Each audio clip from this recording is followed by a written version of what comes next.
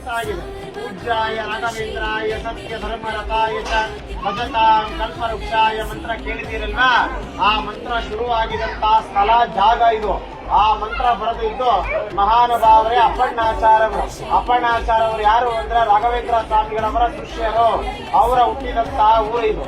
ಇದೇ ಊರಲ್ಲಿ ರಾಘವೇಂದ್ರ ಸ್ವಾಮಿಗಳವರು ಅವರ ಮಂತ್ರಾಲಯಕ್ಕೆ ಹೋಗಿನ ಮುಂಚೆ 13 ವರ್ಷ ಕಾಲ ರಾಘವೇಂದ್ರ ಸ್ವಾಮಿಗಳವರು ಇದೇ ಊರಲ್ಲಿ ಇದ್ದಿದ್ದು. ಅವರಲ್ಲಿ ಇರೋ ಕಾಲದಲ್ಲಿ ನಿಮ್ಗೆ ಎದುರುಗಡೆ ಬೃಂದಾವನ ಕಾಣಿಸ್ತಿದ್ದಾರೆ ಎಲ್ಲರಿಗೂ. ಇದೇ ಸ್ಥಳದಲ್ಲಿ ಸಾಕ್ಷಾತ್ ಶ್ರೀ ರಾಘವೇಂದ್ರ ಸ್ವಾಮಿಗಳವರು ಒಂದಲ್ಲ ಎರಡಲ್ಲ 13 ವರ್ಷ ಕಾಲ ಅಂದ್ರೆ 13 ಇಯರ್ಸ್ ರಾಯರಿಗೆ ಜಪ ಅನುಷ್ಠಾನ ಹೋಮ ಮತ್ತೆ ಹವನಗಳು ಮಾಡಿದಂತಹ ಸ್ಥಳ.